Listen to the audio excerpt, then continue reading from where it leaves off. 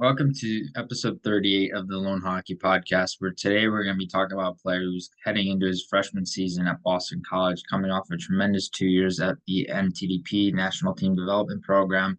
And before that time, he played with Mount St. Charles and played with some other programs out east in the New York and Eastern area in terms of minor hockey and youth hockey. And there's James Hagens, the projected first overall pick in the 2025 NHL draft.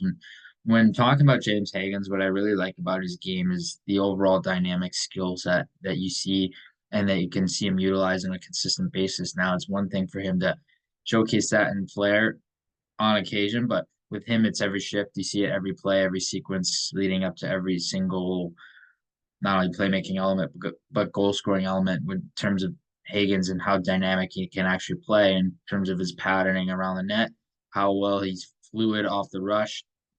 And he's so dynamic in terms of attacking off the rush, attacking using handling skills, so he can use puck positioning, he can shift his weight really well to incorporate deception and manipulation with his puck skills. He understands really well how to ride off contact with the puck. He can put the puck in really good areas into space, so that way he's able to lead himself into space heading into the future and future possession sequences.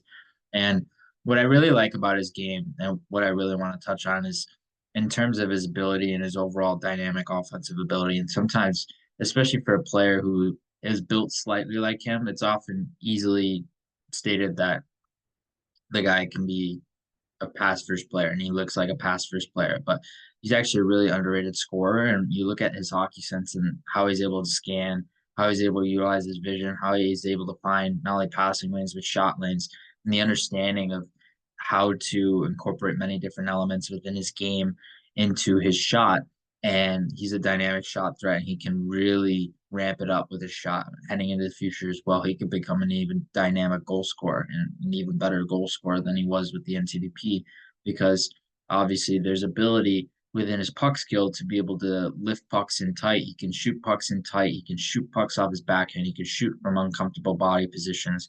So you're looking at a wide range of shot threats and shot ability within his game that allows him to be a threat on a consistent basis inside his ozone habits. And with James Hagens, it's also really intriguing within his game and the makeup of his overall plays, how well he can make plays through tiny seams, tiny windows, understanding how to incorporate manipulation, deception within his passing. And the ability to incorporate that is really difficult because for one, you have to understand how to actually throw the defender off and to be able to create space. So there's two different elements. And throwing the defender off to create space is really difficult sometimes. But for players like Hagens who understand the game so fluidly and understand the game so quickly and proactively, it's much easier for him to manipulate and be able to understand how to create those situations, create leverages within his playmaking. And he's really dynamic when it comes to ozone handling, especially in the perimeter of the play. He's so good when it comes to escapability. And he's a player I've scouted for a very long time. I've watched him ever since he played with Mount St. Charles. So I've known him and I've known the name in terms of his on ice ability for the last few years now and the last couple of years. And leading up to his ability to play with the NTDP and his selection process through that and how well he played his U17 here. He got some call ups to play with the U18 team. And then you look at his U18 season and how well he played last season. Obviously, a key player for them at the U18s as well, playing a top line role, playing consistently on the power play, playing consistent in lead man situations. You look at even on the power play drop setting for the NTDP, he was that guy, that lead guy that they wanted to get the puck back to on the drop pass so he could either carry or pass over to the other side. So with James Hagens, I really like the makeup of his overall game and obviously some offensively gifted habits that many players at the stage don't have. And it's interesting because over the course of time, there could be reason to believe that other players could fill into that number one slot for the 2025 NHL draft. But with Hagens right now, you look at the players that left BC and the players that are coming into BC, his support system he'll have around him and how well BC has been in the last year or two specifically and how well they've played overall. There's going to be a really good developmental opportunity for Hagens where you look at, say, a player like Macklin Celebrini, where coming from the USHL straight to college, he actually played better in college than his transition was to the USHL. And he was transitioning out of U18 prep as a 2006 born Celebrini, that is, to play in Chicago in the USHL. With Hagens, it's unique because he's a late birthday.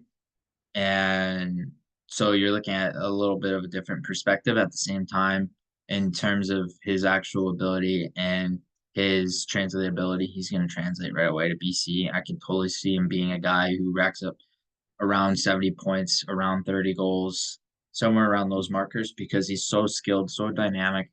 There's so many translatable elements in terms of manipulation, deception within his puck skills, his playmaking, his ability to be a rising shot threat. And that's something that's been utilized the last few years, namely his shot threat and shooting is really ramped up. So that's another key translatable component within his game. But manipulation, deceptive elements within many components of his on puck play and his attacking play that allow him to be a threat in many different situations and inside the offensive zone. And what I really like about Hagens, and he really reminds you of Jack Hughes, and there's a lot of similarities between the two. Obviously, both are slighter in terms of their build and how they are built, which is a good thing because if Hagens has too much muscle or if he has too much bulk or if he has too much on his body, that's gonna actually limit his ability to be shifty, be elusive, be a threat inside contact, and be so shifty on any given sequence. So with where he's at already, it's actually a really big advantage for him to be slighter because he can really utilize that evasiveness, that escapability, that ability to get away from contact, and he uses that ability so well to create separation space and find another gear within his game as well. And I compare him a lot to Jack Hughes. I see a lot of it within his skating, the foundations within his skating, the foundations within his puck skills, the foundation within his playmaking, the foundation within his offensive IQ, how he maintains a heads up awareness with the puck, and how fluid he is linking his crossovers to his puck skills, to his playmaking, and his overall play with the puck in general. And you look at James Hagens and how well he can adapt in transition and adapt on entries and how shifty he is on zone entries as well. And the shiftiness within his footwork, that's a really big intrigue in terms of the dynamic elements that will really attract teams, really attract teams to allow him to be selected in that first overall spot potentially. So with Hagens, what's really intriguing about his offensive game as well as the inside play, the interior play. He has a knack for trying to find interior space. He loves trying to challenge defenders one on one, and that's something that's really unique in how well he can actually execute in those situations one on one, being able to manipulate and get around a defenseman and be able to leverage those situations. So that's another key element within his game and how well he can actually adapt to those situations as well. And with Hagens, there's a lot of different elements within his body position. He leverages body position really well, so that helps him be able to provide escapability, looseness, and be able to evade checks with ease. And obviously, defensive habits, there's going to be some things he can work on over time, but you're getting a player that's going to continue to be relied upon for his dynamic offensive skill set and a guy who will continue to get better, continue to improve in the NCAA. He's going to be an electrifying player in year one in the NCAA. And there's obviously a really good support cast, and there's Gabe Perreault there. Ryan Leonard's going back there. Will Smith obviously signed, so he's going to be in San Jose system now instead of going back to BC. And you look at the decor and their goaltending, Jacob Fowler, and there's a really good makeup on BC. And yeah, obviously some of the MTDPers coming in that were drafted recently as well. And the whole makeup of BC is going to continue to allow them to be strong heading into the season. So that's really going to help Hagens be able to adapt as well, playing with many different players and some of whom he's known already, but players who can really provide him a sense of purpose within his own game to be able to execute in many different situations and make his game easier, even though he's not necessarily going to have to rely on his teammates as often and heavily per se. Sometimes there's going to be situations where having those teammates can really help him and really give him distinct advantages in terms of setup and playmaking and being able to find passing and all sorts of different plays inside the offensive zone and in transition off the rush and creating line rush sequences as well. So James Hagens, you're getting a really complete player.